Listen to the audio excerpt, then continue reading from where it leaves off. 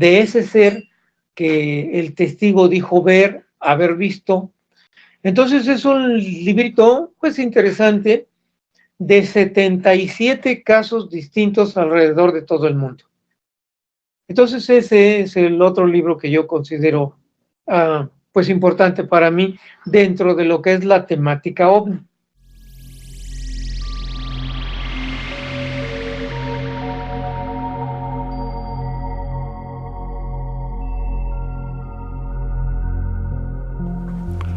Estás entrando a una nueva dimensión, donde podrás encontrar todo lo referente al misterio. Si te gusta el misterio, te invito para que entres a esta nueva dimensión.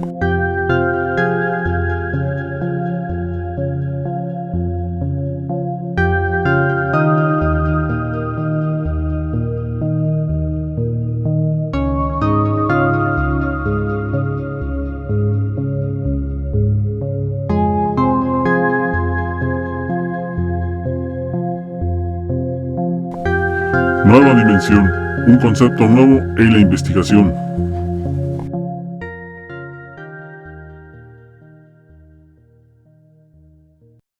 Muy buenas amigos dimensionales, el día de hoy tenemos un invitado muy especial, él es Carlos Guzmán. ¿Qué tal, Carlos? ¿Cómo estás? ¿Qué tal, Julio César? Bien, muchas gracias y bueno, por esta oportunidad y saludos desde aquí, desde México, a tus seguidores. Muy bien, muchas gracias. Y bueno, Carlos es escritor del tema paranormal y entre otras cosas, ¿no? Has escrito muchos libros, aparte eres coescritor con otros autores, ¿no? Cuéntanos un poquito sobre eso. Sí, efectivamente, Julio. Bueno, ahorita, a esta fecha, tengo 22 libros publicados como autor, como coautor y como colaborador. Uh-huh. Y bueno, el paraguas de paranormal es porque yo abarco ahí varios temas, pero el principal es la temática OVNI, la temática uh-huh. extraterrestre, que es por donde yo empecé desde los 12 años, me empecé a interesar en este tema. Y luego, pues, van surgiendo otros temas que son paralelos y este tema me lleva al de los duendes y el de los duendes te lleva al de los fantasmas y el de los fantasmas te lleva a otros más. Entonces, bueno, de alguna forma, tal como acuérdate que Jacques Vallée lo había citado uh-huh. en su libro de Pasaporte a Magonia, todo esto es una, digamos que fenomenología, donde hay puntos donde se tocan y de repente no podemos decir exactamente que sea un fenómeno extraterrestre, porque a lo mejor es un fenómeno dimensional o extradimensional o intraterrestre. Entonces, lo más sencillo es que, y yo creo que estarás de acuerdo, es que vivimos en un multiuniverso o pertenecemos a multiuniverso. Uh-huh. Sí, así es. De hecho, normalmente cuando se va a los investigadores que van al terreno de lo ufológico, normalmente se encuentran con fantasmas y esas cosas, y al revés también, ¿no? Muchas veces cuando van a sitios donde supuestamente asustan y esas cosas, de repente graban ovnis, ¿no? Entonces no te puedes explicar sobre eso, pero bueno. Y cuéntanos, tú los libros más importantes que has escrito en México, ¿cuáles son? Mira, qué bueno que lo preguntas. Desde luego, el primero de todos, porque en el primero de todos, que ya está agotado y que se llamó Testimonios OVNI, uh-huh. es una serie de conversaciones que yo tuve con los pioneros de la ufología en México. Desafortunadamente, esos pioneros, que bueno, ahí viene la clasificación precisamente de donde estás, de España, uh-huh. Que los han clasificado los de la primera generación, los de la segunda generación, los de la tercera generación, etcétera, ¿no? Entonces, yo tuve la fortuna de conocer a esos pioneros de la primera generación. Y si hablamos de la primera generación, estoy hablando de los años 50 y de los años 60. Ajá. Entonces, las personas que estuvieron interesadas y que se dieron a conocer en esos años, en los 50 y en los 60, están catalogadas, clasificadas o pertenecientes a la primera generación. Desafortunadamente, esa generación pues prácticamente ya se han ido, porque cuando ellos empezaron, pues fueron personas ya grandes, en los 50 a lo mejor tenían 30 años, y conforme ha pasado el tiempo, pues han partido a otros planos. Uh-huh. Y te quiero yo mencionar que seguramente, aunque tú eres joven, a lo mejor tú oíste hablar de el maestro Don Pedro Ferriz Santa Cruz. Claro que sí, claro que Don sí. Pedro Ferriz Santa Cruz, entonces, de hecho, aparte de ser de la primera generación, es el padre de la ufología mexicana. Sí, sí. Y bueno, en los años 50 él empezó a tener su programa de radio, después tuvo su programa de televisión, que lo tuvo durante varias épocas. No fue en una forma continua, al igual que el de radio, pero lo tuvo en los 50, en los 60, en los 70, en los 80, por varias etapas. Y bueno, ese es el principal. Por ahí también está don Jorge Reicher Brauer, que desafortunadamente también él ya nos dejó. Él, un gran amigo, murió hace casi año y medio, 2 años, así es que también corresponde a la primera generación. A Ramiro Garza Treviño, que ambos dos fueron los fundadores del grupo CIFEAC, que actualmente yo continúo. Y el grupo CIFEAC se fundó en 1969. Ha tenido muchas variaciones, desde luego. Han pertenecido muchas personas aquí en México, pero lo que sucede aquí en México es que las personas se llegan a interesar por la temática ovni o paranormal, y no son constantes, Julio. Están muy entusiastas por ahí 2 años, 3 años, 5 años, y ya se alejan del tema. Entonces, en realidad, como te comentaba, yo empecé a los 12 años, y bueno, las personas que no me conozcan, pues simple y sencillamente por las canas que tengo, como dicen, ya estoy en la tercera edad. Bueno, es que, yo todavía te veo joven. Gracias. Entonces, te debo una. Así es que esas personas, pues desafortunadamente ya se han ido. Por ahí en ese libro, Natalie, una periodista del Universal, que también está ahí en ese libro, de las conversaciones con...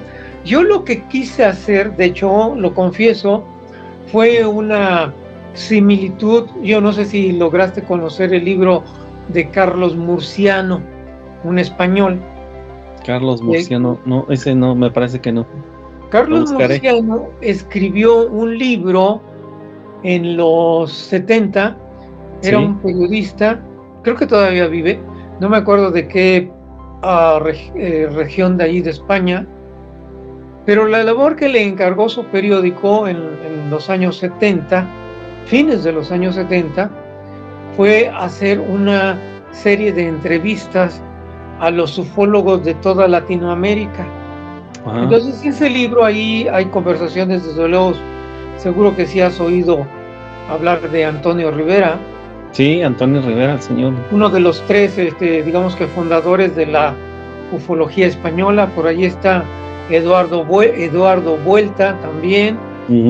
Hay otro español que ahorita se me va a la memoria, pero esos son los 3 grandes ufólogos de la ufología española.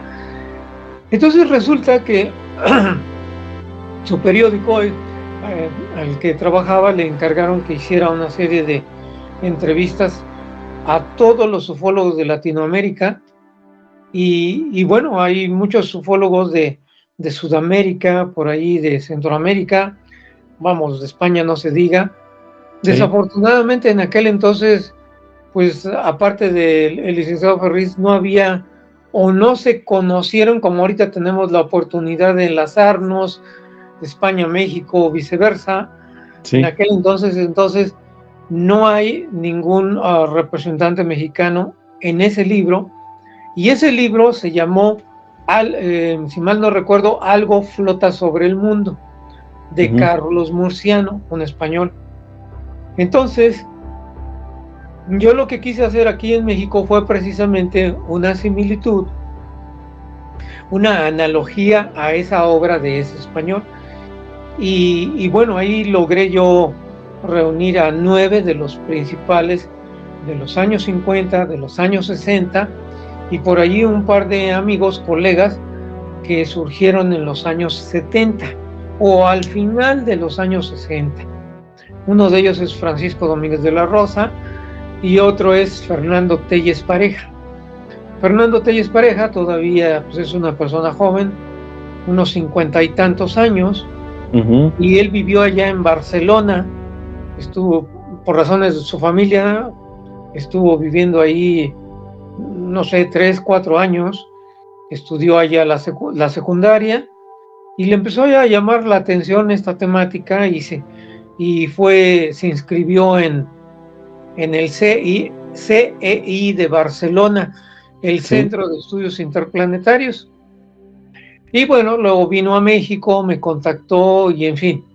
Entonces, Fernando Telles Pareja ahora vive actualmente en Guadalajara y seguimos manteniendo contacto.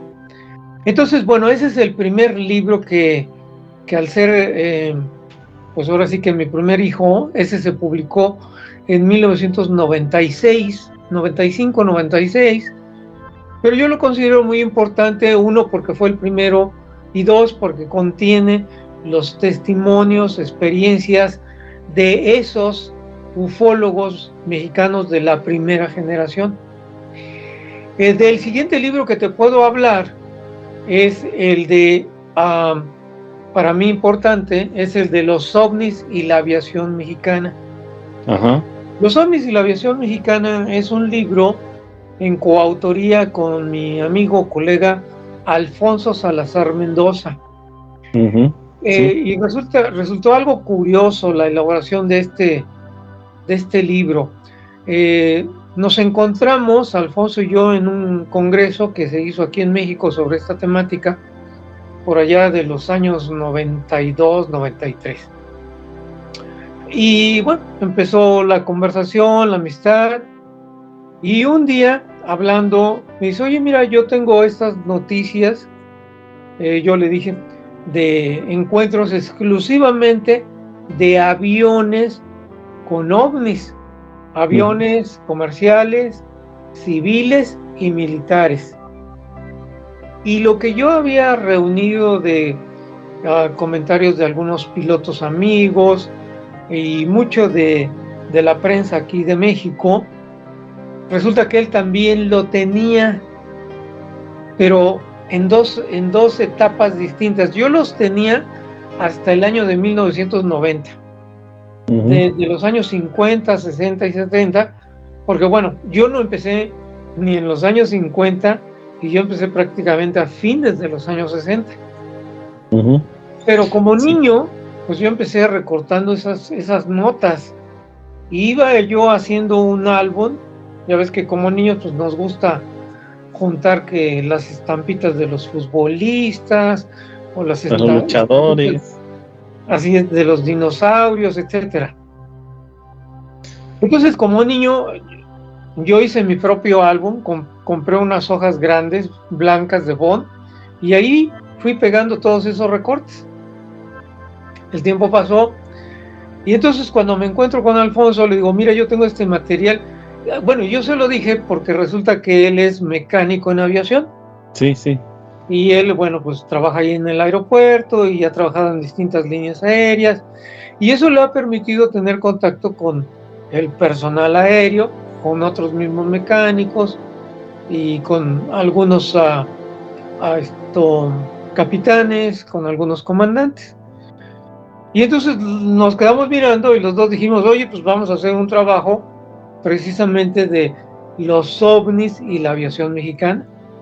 Y fue un trabajo que hicimos muy interesante y salió el libro y nos lo publicaron, Los ovnis y la aviación mexicana, y son casos que los pusimos cronológicamente hasta el año 2000 y los clasificamos, aparte de ponerlos por fechas, en 3 grandes rubros que fueron los encuentros de ovnis con aviones comerciales, Sí. los encuentros de ovnis con aviones civiles y los encuentros de ovnis con aviones militares. Entonces ese libro, curiosamente, sí se ha conocido aquí en México, pero fíjate que se llegó a conocer más en Estados Unidos y por ahí un poquito en España de algunos amigos, ¿no?, españoles que pues les gusta también esta temática y que son grandes investigadores. Te puedo mencionar como Moisés Garrido, Sí, que Moisés. seguramente lo has escuchado. Sí, con su esposa es mexicana, ¿no? Claudia, Sí, Claudia, no recuerdo Ramírez, Ramírez, sí. también. Bueno, y desde luego no se digan los muy conocidos, por ahí, de este canal de televisión de Tercer Milenio, Iker Jiménez.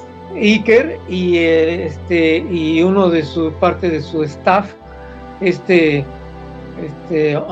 brasileño, Sí, se me español, se me fue ahorita el nombre. Sí. Bueno, Sí, pero pero ya sé sabes quién que- es. entonces, muy buenos amigos ambos. Sí, él radica aquí en España, sí. Sí, y estuvo acá Sí. en México, yo lo conocí acá. Y bueno, pues ahí tenemos al gran escritor, que ha ganado premios. JJ Benítez. Bueno, también él lo conozco, sí, JJ Sí. Benítez ha estado aquí en México varias veces. Él me conoce, me recuerda bien. Pero el escritor de La Dama de Azul, que bueno, últimamente es joven, que ha ganado también muchos premios, Sí. de novela. Y bueno, El escritor de aquí de España, ¿no? No recuerdo cómo se llama ese. Exacto, sí, ahí también. Y bueno, como puedes ver, hay varios amigos ahí que de repente tengo yo contacto con ellos, ¿no? Ajá.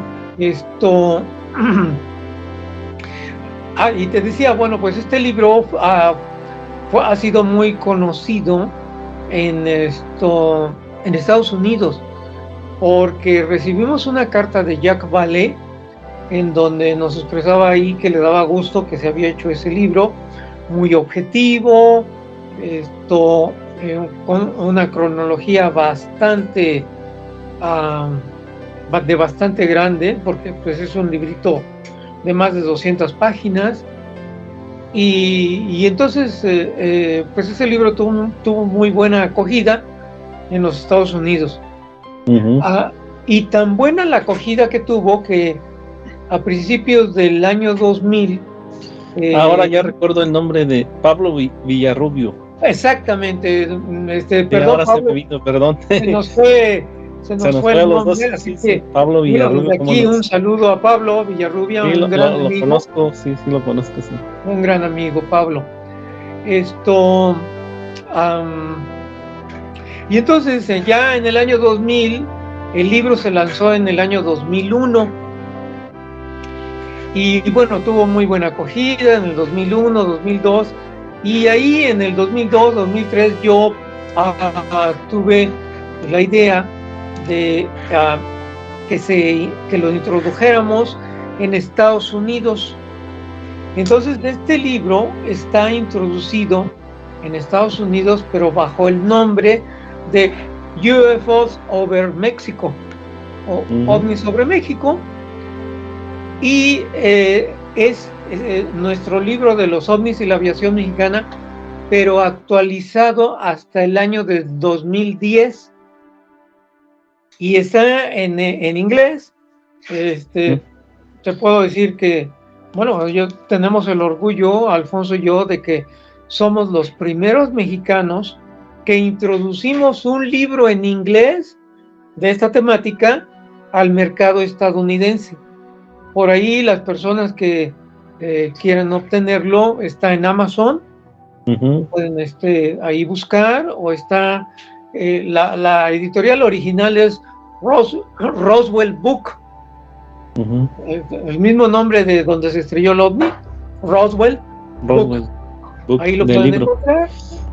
Entonces, pues tenemos ese gusto y ese privilegio de que ese libro esté publicado en Estados Unidos. Y además, el libro de español fue prologado por el pionero de la ufología mexicana, el licenciado Pedro Ferriz Santa Cruz. Y mira, aquí te cuento una anécdota, porque cuando lo terminamos, él frecuentemente nos invitaba a su programa de radio, que tenía cada domingo en una estación aquí en la Ciudad de México. Él desafortunadamente ya partió, sí. Tendrá más o menos, creo que como 7, 9 años, ya no me acuerdo de que partió. Ya sí. Partió, gracias a Dios, grande, como 93 años. Entonces, bueno, lo terminamos y Alfonso y yo le dijimos: licenciado, ¿nos podría hacer el honor y el favor de prologar nuestro libro, Los ovnis de la aviación mexicana? Y se nos queda viendo, ¿no? Me dice: muchachos, yo no prologo libros, ni de este tema ni de ningún otro. Entonces, pues bajamos nuestra mirada. Yo vi a Alfonso como diciendo: bueno, pues ni modo. Claro. Y antes de que nos retiráramos, en uno de sus programas que nos había invitado de radio, nos dijo: a ver, déjenme, lo voy a ver.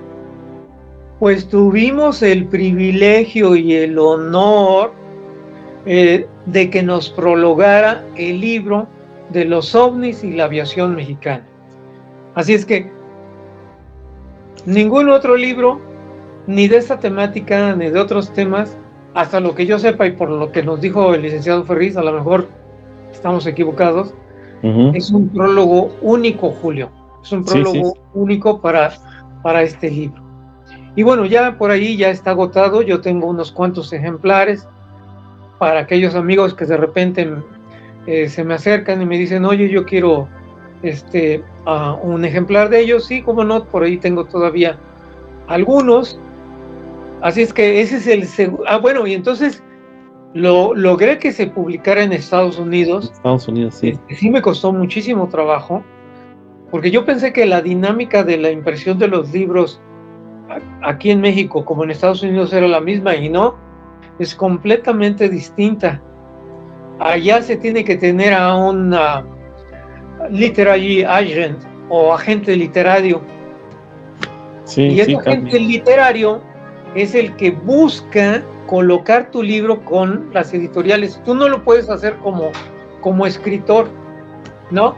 Tienes que buscar al agente literario, que de hecho es un trabajo, de eso viven esas personas, de contactar a autores con editoriales. Y bueno, total, al fin, por ahí, Roswell Book, que la dirige Noé Torres, y que el contacto fue nuestro amigo Rubén Uriarte, pues nos canalizó y bueno, se interesó por el libro y se publicó. Y aquí tenemos otro privilegio y otro honor, Julio, porque el prólogo del libro en inglés para Estados Unidos o para la lengua inglesa nos lo hizo el doctor Richard Haynes. No sé si tú has oído hablar de Richard Haynes. No, pues él estuvo trabajando en la NASA en el proyecto Apolo. Sí, sí. Y él, uno de los trabajos que ahí hacía, entre varios que me mencionó, fue el que calculó la telemetría de la nave Apolo qué distancia debería de recorrer exactamente para llegar a la Luna. A la Luna, sí. Y dónde llegar, y etcétera. Entonces él se encargó de esos trabajos, y aparte mucho era administrador de personal de la misma NASA.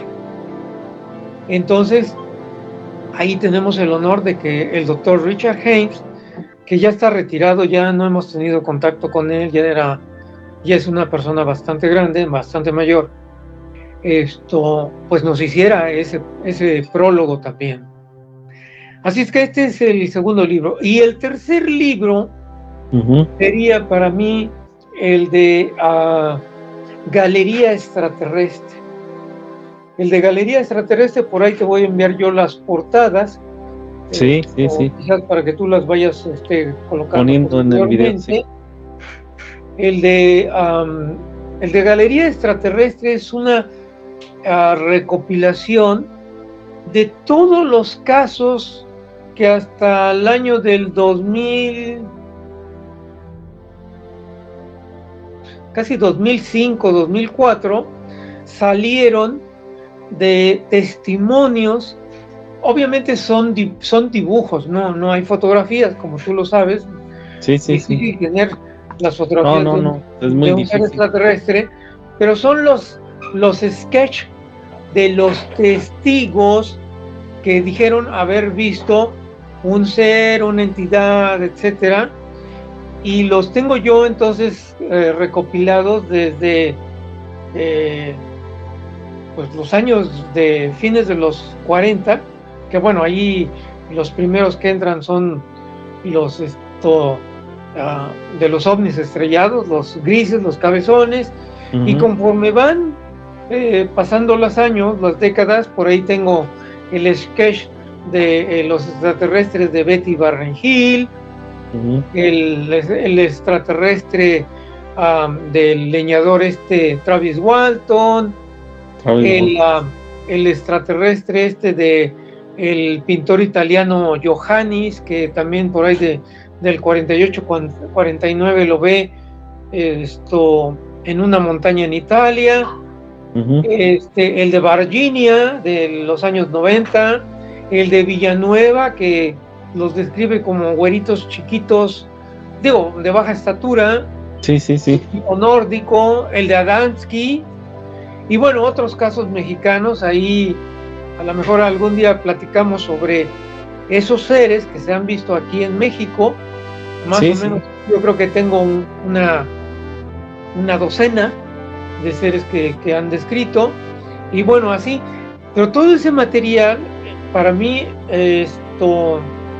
y lo considero importante como el tercer libro, porque es un material que yo saqué de mi material que yo he juntado a través de los años, como por ejemplo la revista inglesa, la Flying Saucer Review, muy importante en los años 60, 70, 80, de la revista Stendek, que seguramente tú has oído también, la española Stendek, también hay casos de los que se publicaron, de la revista que publicaba Fabio Serpa en Sudamérica, Cuarta Dimensión. Por ahí hubo una revista española que aquí se vendió, Cíclope Incógnita del Espacio, que eran unos revistas así largas. Esa no me suena, pero bueno, seguramente que sí. De los boletines de la APRO de Estados Unidos, dirigida por Coral Lawrence y Jean y Coral Lawrence, que bueno, fue el primer grupo estadounidense que logró conjuntar una gran cantidad de adeptos a esta temática en los años 50 y en los años 60. Por ahí otra revista muy importante del cual yo habré sacado algún caso es de la NICAP, ¿no? O de la NICAP en español, ¿no? De la que dirigió Donald E. Cahill, el National Investigated, no me acuerdo ahorita las siglas, revistas de Sudamérica también, por ahí alguna australiana, en fin, de libros no se diga. Entonces yo reuní y extracté el caso en una página, y en la otra página tú tenías descrito en sketch, el dibujo de ese ser que el testigo dijo haber visto. Entonces es un librito pues interesante de 77 casos distintos alrededor de todo el mundo. Entonces ese es el otro libro que yo considero pues importante para mí dentro de lo que es la temática OVNI. Así es. Y dices que también investigas casos paranormales y estas cosas, ¿no? Sí. Cuéntanos un poco sobre esto. Mira, dentro de ese rubro lo que yo englobo es a los duendes. Ajá. Y los fantasmas, pero en realidad a lo que yo me he dedicado desde los 12 años es la temática OVNI, y en segundo lugar a lo que se refiere a los duendes. En los duendes tengo yo 3 libros publicados y son historias que yo he recopilado aquí en México. Son historias que yo he recopilado de amigos, familiares, conocidos, inclusive compañeros de trabajo, que luego me dicen: oye Carlos, ¿tú que a ti te interesa eso? Mira, te voy a contar esto que me pasó. O, oye Carlos, ¿tú que a ti te interesa eso? Fíjate que yo tengo una vecina, fíjate que yo tengo una amiga, fíjate que mi prima vive en Puebla. Y entonces, pues yo fui juntando todos esos casos, y de repente a los 3, 4 años me encontré con que tenía yo un material bastante interesante. Y bueno, salió un libro muy sencillito primero, el segundo ya tiene mucha forma, es muy objetivo, el tercer libro es mucho mejor, y todas esas historias son historias reales, no es una novela, no son inventos, sino que, como te menciono, son historias que yo he recopilado de gente que tiene su experiencia, tiene su testimonio con que vio un duende en una determinada época de su vida. Y la mayoría son personas que tienen esa experiencia cuando eran muy niños. Porque tú sabes que al ser niño todavía la mentalidad no está maleada como los adultos. Cuando nos dicen eso no existe, eso es malo, eso es bueno, eso no le tienes que hacer caso, haz esto, etcétera.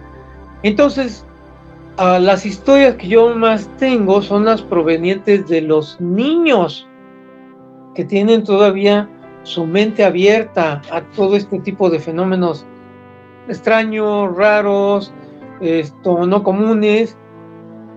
Y esos son los 3 libros que pues yo clasifico, y como otros grandes tratadistas por allí en España, pues tenemos a Jesús Callejo, que es el que conoce más dentro de esta temática. Aquí en México hay muy pocas gentes que realmente se dediquen a esta temática. Te puedo mencionar yo con los dedos de una mano. Sí, son pocos, la verdad. Que están interesadas, y en realidad quien ha publicado libros, pues está una señorita que publicó un libro muy interesante, y luego por ahí hay uno que otro autor, pero son pues pequeños libritos, ¿no? Yo siento que ahí falta mucho. Bueno, y tu servidor, ¿no? Sí. Sí hay investigadores muy, muy interesantes, como te puedo mencionar. Hay uno en Baja California que inclusive tiene un canal, acaba de lanzar su canal en YouTube sobre los duendes, y tiene unas fotografías extraordinarias. Yo me quedo pasmado de el ojo clínico que tiene, de que ahí hay un pequeño gnomo y sale. Y para las personas que quieran checarlo, verlo, el canal de televisión se llama Academia Férrica, o lo buscan por Enrique Velázquez Pangea. Y bueno, por aquí en la Ciudad de México hay dos, hay un investigador muy interesante que tiene también un canal en YouTube, pues ya llegó creo que a 100,000 seguidores. En Puebla hay una maestra también, la maestra Isabel, que tiene también un canal muy interesante ahí, y pues les mando un saludo a ambos desde aquí. Pero vamos, no son más realmente interesados en esta temática. Y como tú sabes, aquí en México hay una gran cantidad de casos de duendes, porque es parte de la tradición mexicana. Exactamente. Es parte de lo que son las historias de las leyendas, exactamente, las tradiciones, los fantasmas. Entonces, no hay historias de fantasmas sin duendes, no hay historias de duendes sin fantasmas. Bueno, de hecho, los españoles llevaron gran parte también de la cultura, ¿no? Porque yo he visto muchas semejanzas con las leyendas de México y las leyendas de aquí de España. Por ejemplo, pongo un ejemplo simple: la Santa Compañía es las almas del purgatorio de México, ¿no? Son muy parecidas, muy similares, y como eso muchas, ¿no? Sí, desde luego que hay una relación analógica por la cuestión histórica que tuvimos de ellos, pero también va a haber en Yaxchilán, como tú sabes, fue una de las ciudades mayas importantes, junto con Palenque, Chichén Itzá y Yaxchilán, de las tres más importantes del lado mexicano. Sí, ahí en Yaxchilán, exactamente, de la cultura maya, hay un grabado en piedra de dos duendes, y esos dos duendes, ya en otra ocasión, si algún día hacemos una plática de duendes, ahí los presento. Pues estos están esculpidos, grabados en piedra en Yaxchilán, pero es el trolls típico de los países nórdicos. Entonces, tú dices, ¿cómo es que los mayas esculpieron esos típicos duendes de Escandinavia, Noruega, etcétera? Irlanda, todos esos países. Con una nariz protuberante, con unas orejas grandes, bajitos, rechonchos,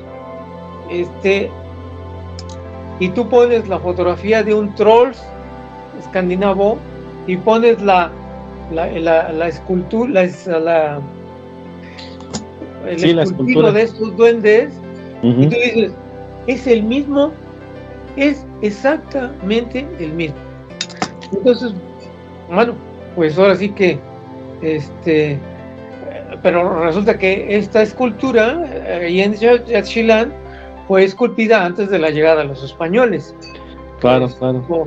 Acuérdate que ya cuando llegaron los españoles prácticamente ya no encontraron habitantes en las ciudades mayas. Habían ido. Hay hipótesis, acuérdate que hay muchas, ¿no? Hay muchas, sí. Porque se extinguieron los mayas, entonces ellos ya no estaban. Y entonces, ¿cómo te explicas? Porque dijeron, no, pues a la llegada de los españoles les platicaron, o se vinieron de polizontes en el barco, pero ahí están en Yaxchilán.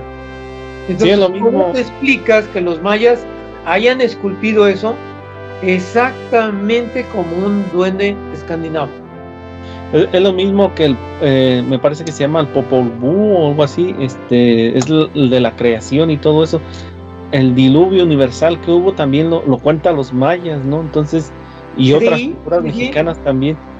Pero dentro de la mitología de los mayas, está escrito este libro, el Popol Vuh, básicamente versión de los mayas de Guatemala, y en ese libro se narran las etapas de distintas civilizaciones que existieron hasta la existencia en sí del hombre, porque ahí en ese libro de la creación de la mitología maya te habla de que primero se creó a un hombre que fue hecho de tipo de barro, pero sí, que pues que no resistía y que se deshacía. Después con el agua, hombre de tipo de madera y que pues tampoco, y bueno, se va llegando hasta una cuarta civilización.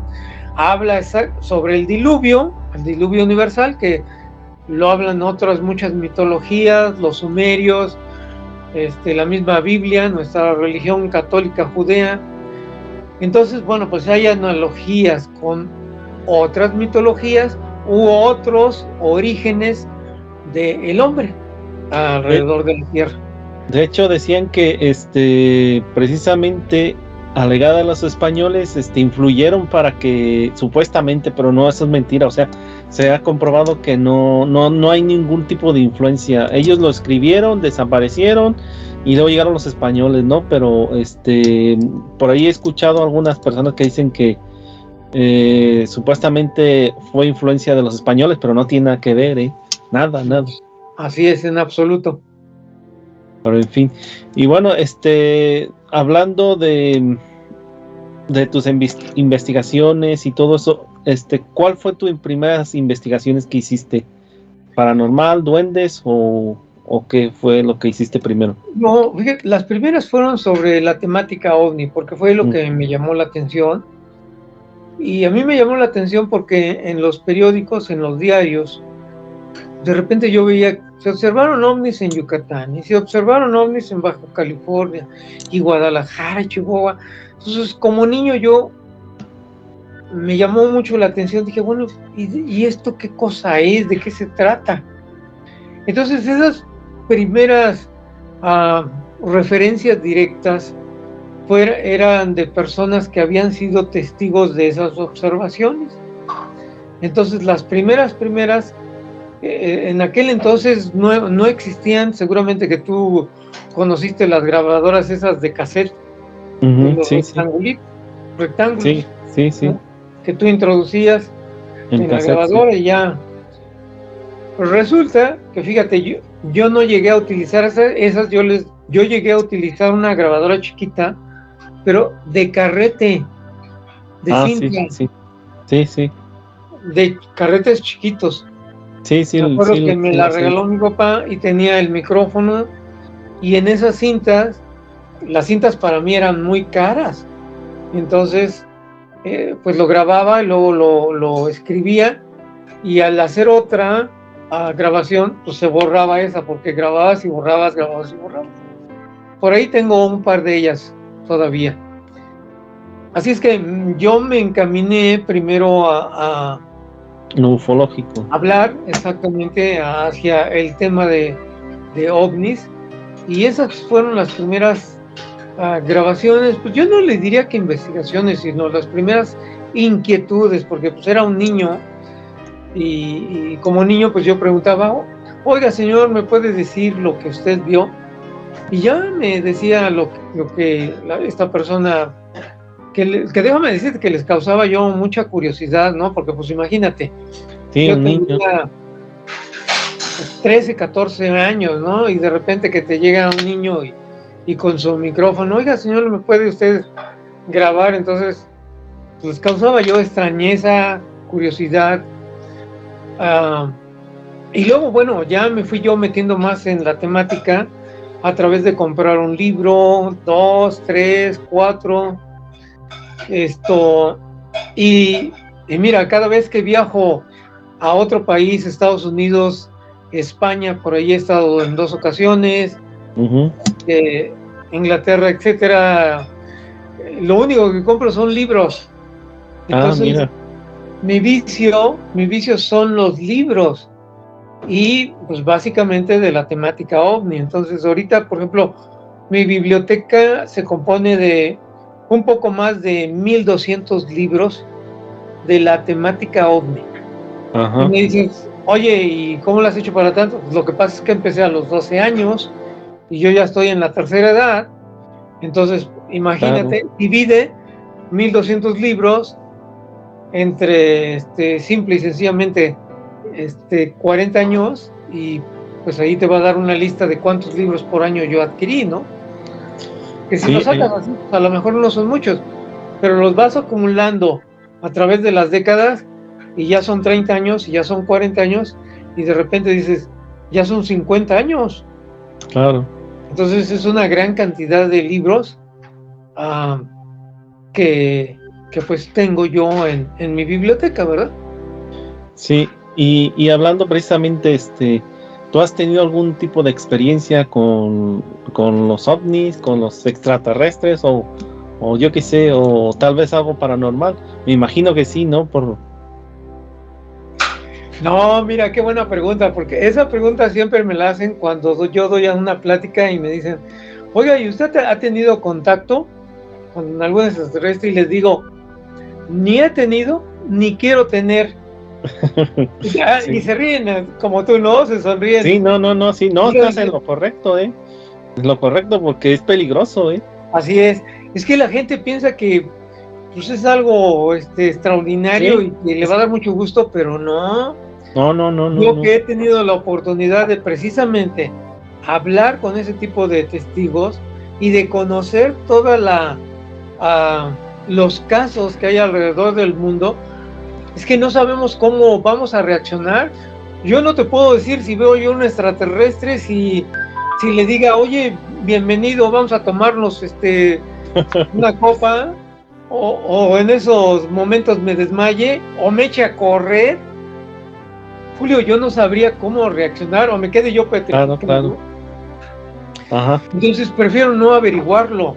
Claro, porque sí. además, acuérdate que mucha gente queda, híjole, pues digamos que desequilibrada, por utilizar una palabra no muy fuerte, Uh-huh. y si así ya tenemos problemas de todos los días de que Con la gente, con las personas, o qué voy a comer el día de mañana, tener un problema más psicológico, porque están mis amigos ya atrás, diciéndome, cuidándome, aleccionándome. No quieres saber nada, ¿no? Gracias. Platícame. Oye, que fíjate que yo me encuentro. A ver, ¿cómo estuvo? Las personas que luego me dicen, oye, fíjate que allá, mira, en esa casa, a las 3 de la mañana se aparece una mujer vestida de blanco. Si quieres te llevo. No. Platícame. A ver, llévame con algún vecino que la haya visto. No, Julio, porque sabemos que eso existe. ¿Para qué te expones a algo desconocido? Pero fíjate, te voy a contar una cosa, cuando uno tiene un tipo de experiencia de esa magnitud, yo por lo menos, yo he tenido varias, muchísimas experiencias, he visto platos voladores, he visto precisamente una supuesta llorona que decían que ahí en México también, y la verdad que yo no lo tomé así tan como para asustarme, ¿no? De hecho, cuando mi hermano y yo vimos la llorona, nos lo tomamos muy tranquilo, no dijimos nada, simplemente observamos, lo vimos, y cuando llegamos a casa lo comentamos, dijimos, ¿viste lo que yo vi? Sí, yo lo vi. Y si ya ves, tú decías que no existía, que no sé qué, y digo, sí, tienes razón. Entonces, como que lo he tomado más tranquilamente, pero bueno, el caso de la llorona puede entrar en muchas temáticas. Por ejemplo, puede ser algún extraterrestre, no lo sabemos, entonces entran en muchas ramas, ¿no? Puede ser un espíritu, puede ser la misma llorona, vete tú a saber, pero bueno. Sí, pero existe la incógnita desde mi punto de vista de que yo no sé cómo voy a reaccionar y no quiero averiguarlo. Tú dices, bueno, pues sí, yo la vi, a lo mejor te puedo decir, pues mira, sí, yo también la vi y pues me quedé parado y pasó, pero que hay de repente, porque de casos que no, es que vino hacia mí y le corrí, ¿no? Entonces, claro. ¿Qué tal si hubiera venido hacia ti y te quiere tomar y dices, ¿sabes qué? Pues los piecitos, ¿para qué son? Claro, sí, sí. No, bueno, Pues bueno, es lo que te digo, que muchas veces uno reacciona de diferentes formas, ¿no? Pero bueno, hay situaciones que se dan, que hay gente que ha tenido contacto con estos seres extraterrestres y de hecho han tenido muchos problemas físicos. Me refiero a que han tenido problemas de salud por la radiación supuesta que emiten estas entidades, Aparte, ¿no? ya Y tu sean psiquismo, los mismos artefactos donde bajan estos platillos voladores, esferas o lo que sea, y los mismos seres también. No sé si has escuchado el caso de Próspera Muñoz. sí, Sí, bueno, pues a Próspera Muñoz, cuando se le acercaron los seres, le indicaron los mismos seres que se tenía que bañar, ¿no? Bañarse bien ya después se conoció que la radiación, cuando tú estás expuesto a esa radiación, te tienes que estar bañando constantemente, ¿no? Entonces, pues son casos extraordinarios, ¿no? Que de repente dices, no quiero que me toque, ¿no? Pero me refiero a algún avistamiento ovni. Ya ves que muchas veces tú estás en la Ciudad de México, me parece, ¿no? Ahí en la sí, Ciudad de correcto. México hay muchísimos avistamientos. Los conocemos por los canales de Jaime, de otros compañeros y tal. Y no sé si has tenido algún tipo de esos eventos. Mira, sí, en cierta forma, por ahí en alguna ocasión vi una lucecita, pero pues a una enorme distancia que yo no te puedo decir. Pues sí fue un ovni, un objeto volador no identificado, pero Claro, claro. una distancia enorme que dices, pues no es nada espectacular, pasó y nada más, ¿no? Entonces, esto, ahora te digo, yo no me dedico a observar el cielo y estar Claro, ahí claro. en la azotea 3, 4 horas, ¿no? Entonces, yo tengo Exactamente. una perspectiva distinta. Bueno, hay los famosos skywatchers que les gusta ahí estar viendo, observando, Ujú. graban, toman fotografías. Bueno, pues es parte de su De su vida. trabajo. Sí, sí, sí. Pero bueno, pues yo me dedico a leer, a escribir. Yo ya no necesito, nunca necesité la prueba de que, mira, yo lo grabé, yo lo fotografié, porque después de docenas de eh, pláticas, de testimonios, pues yo sé que existen. Entonces, Exactamente. hay que adentrarse más en ¿y qué quieren de nosotros? Pues es que es Entonces, más difícil eso, ¿no? Eso de averiguar qué es lo que quieren o por qué están aquí o por qué nos andan vigilando, porque hay muchos casos de esferas donde están en la población y las grabas, ¿no? Y de repente dices, bueno, ¿y para qué se acercan a lo mejor les da curiosidad o nos están vigilando? Vete tú a saber. No sabemos, o hay situaciones que dices que a lo mejor piensas que están haciendo un paneo, ¿cómo se dice eso? Hacer un tipo de mapa o algo por el estilo, vete tú a saber. uh-huh. Pero dices, pero si es que si salen salen constantemente y no creo que estén todo el rato haciendo paneo, más bien yo creo que están observando a ciertas personas, me imagino, ¿no? Sí, sí, de acuerdo. O tal vez están viéndolo a lo mejor les llama mucho la atención, como nosotros cuando tenemos ciertos mascotas, un gato, un perro, o en los zoológicos muchas veces que hay animales de diferentes especies, de diferentes continentes y esas cosas, ¿no? Entonces nosotros nos pasamos horas viendo muchas veces, ¿no? A lo que le gusta a los animales, claro. Así Entonces, es. me imagino que por ahí puede ser la cuestión, ¿no? Es posible, sí. Sí, y por ahí yo recuerdo que estuviste por ahí investigando un caso junto con un investigador de Puerto Rico sobre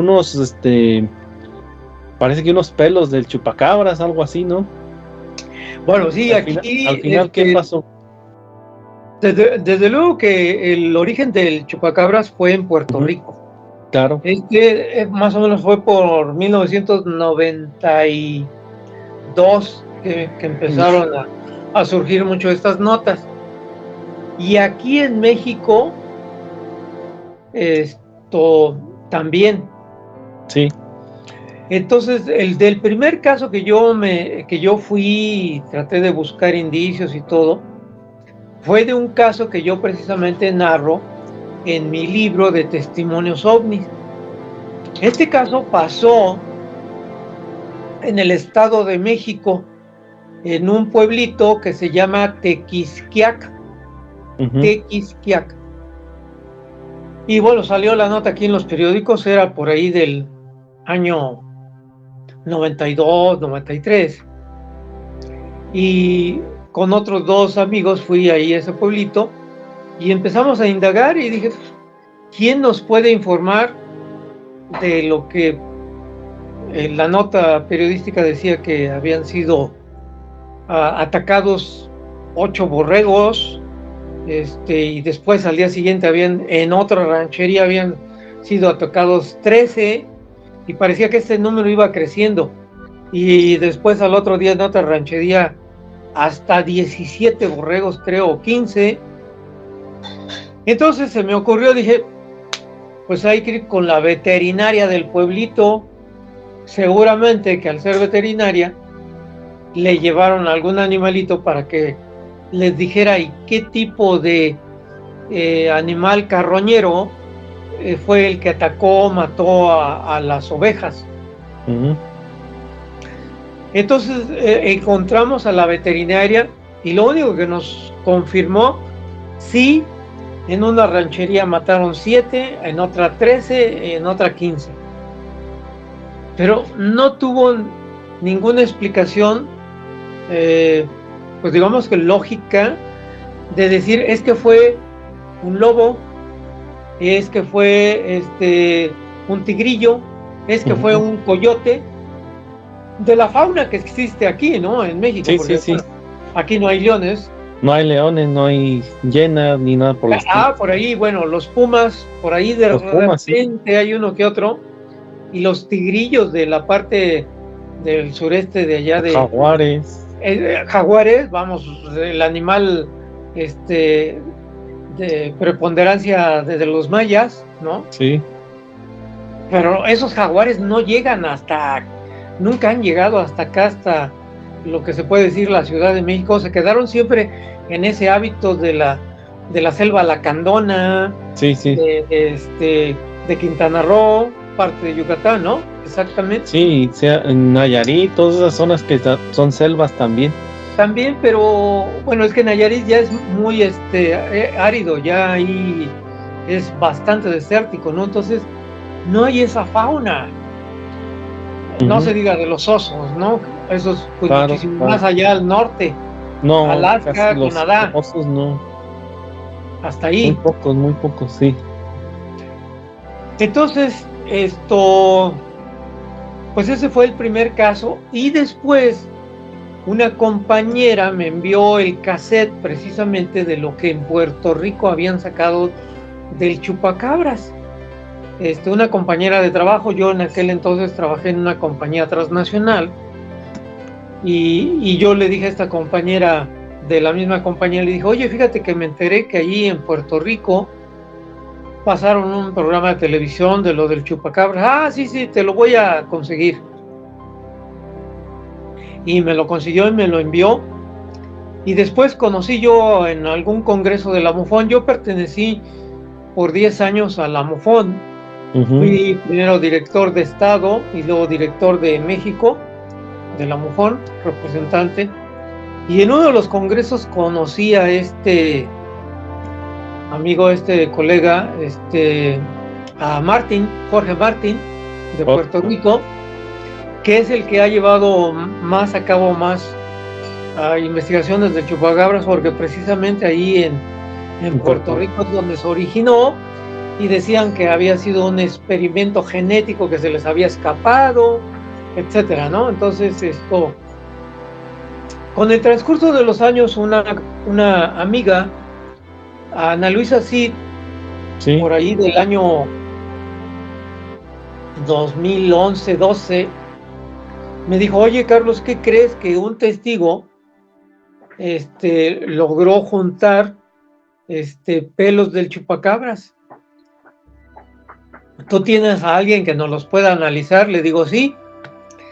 Entonces recurrí a una institución que desafortunadamente no puedo dar el nombre porque Sí. me hizo un favor, es una institución de gobierno, y me dijo, sí, tráelos. Lo que ellos encontraron, simple y sencillamente, o más bien no encontraron una relación de algún pelambre de coyote, lobo, jaguar, tigrillo, de ese tipo de animales, ¿no? Que bueno, pues aquí el coyote es muy común, Sí, el lobo también, un poco. lo que pasa es que el coyote no va a atacar una oveja tal. No, Coyote, lobo sí, tigrillo, gallinas en todo caso, tal vez. Sí, gallinas sí. ¿no? Sí. Y me dijeron, no encontramos nada de la fauna que hay en México que se le parezca. No sabemos si en otras partes del mundo pudiera encontrarse algún pelambre que se pudiera equiparar a lo Cotejar. que nos proporcionaste. Entonces me la pidió Jorge Martín, la voy a buscar en mis archivos, espero encontrar ese reporte porque pues en realidad me lo dieron y yo no, en aquel entonces, en el 2014, pues quedó allí archivado en mis archivos, ¿verdad? Entonces, voy a tratar de encontrarlo. Uh-huh. Así Pues es. sí, la verdad que es interesante. Bueno, de hecho, yo hace poco aquí en España decían que habían visto no recuerdo si fue un tigre o un jaguar, algo así. Ajá. Pero yo creo que fue que alguien lo trajo ilegalmente y lo introdujo y se escapó. Seguramente entonces lo andaban buscando la Guardia Civil, lo andaba buscando el ejército y todo, y no lo encontraron. Pero bueno, se podría dar el caso de que a lo mejor podría haber sido algún animal traído de África o de otros sitios. Sí, pero como sí, dices, que eso es muy posible porque acuérdate que siempre por aquí y como en otras partes del mundo hay alguno que otro rico exótico y trae animales, leones y que no hay aquí en México, ¿no? Entonces, tigres, etcétera, ¿no? Y bueno, como salió aquí en México esa famosa ley que prohibía que se tuvieran animales para los circos, uh-huh. pues ya se han acabado, ¿no? Esas que los traían de otras partes del mundo para el circo, ¿verdad? Así es. Claro. Pues sí, sí es interesante eso de que no se encontró ningún tipo de animal, por lo menos autóctono de ahí de México, ¿no? Así es. Y bueno, te quería preguntar otra cosa del tema paranormal, de lo que has investigado, algo que te haya llamado mucho la atención. Pues mira, sí, tengo yo varios libros escritos sobre lo que conceptualizamos como fantasmas. Uh-huh. Por ahí hay como 5 libros dentro de todos estos. Pero esa temática no me atrae mucho. De hecho, los escribí porque nuestra editorial nos pidió, oigan, muchachos, digo muchachos porque los demás son más jóvenes que yo, no porque yo los sea. Bueno, tú también eres joven, hombre. Quiero que me traigan un libro, pero de fantasmas. Entonces, bueno, pues nos empezamos a reunir y tú 5 casos, yo 5 y 5, y empezamos a hacer esa serie de libros que la editorial Tomo, que es la que nos publicó la mayor cantidad de los libros, estaba interesado en esta temática. A él le gustaba al editor, que en paz descanse, mucho la temática de los fantasmas, y pues ya sabes que aquí en México sí, para hablar de fantasmas, en todos los pueblitos, en todos los cementerios, en todas las casas viejas, hay una historia de fantasmas. Sí. Sí, de hecho, dicen que los mexicanos nos parecemos a los gallegos, porque los gallegos también tienen muchas historias de fantasmas, leyendas y esas cosas, ¿no? Entonces digo, bueno, pues también descendemos de ellos, ¿no? Claro, o sea, también tenemos en nuestros genes, Así es. gente de aquí, gente de Galicia, de todos lados, ¿no? De Castilla, de cualquier parte de España. Pero bueno, es parte de nuestra cultura y tenemos que, ahora sí que muchas veces, pues sí, investigar y ver, ¿no? Qué es lo que cuentan muchas veces las personas mayores, que muchas veces nos cuentan unas historias extraordinarias, ¿no? Que dices, ¿y a poco sí es cierto? Sí, correcto. ¿A poco sí es cierto? Entonces dices, te quedas un poquito así como que ¿será o no será? No lo sabemos, ¿no? Pero bueno, cuando te pasan cosas, te empiezan a pasar cosas, dices, sí que existen esas cosas, ¿no? Entonces es cuando te das cuenta de eso. Pues nada, Carlos Guzmán, muchas gracias por esta entrevista que me has brindado. No te quiero quitar más tiempo. Julio César, encantado de tener este primer contacto. Estoy a tus órdenes. Y gracias. Bueno, desde aquí, simple y sencillamente, yo me quedo con un hasta pronto. Claro que sí, claro que sí. En otra ocasión podemos hablar, si quieres, ya sea de los diferentes razas extraterrestres que has recopilado ahí en México, y otro de duendes también, porque eso es interesantísimo. Interesantísimo eso de los duendes también. También puede ser que sean los mismos chaneques que veían en la zona sur de México, ¿no?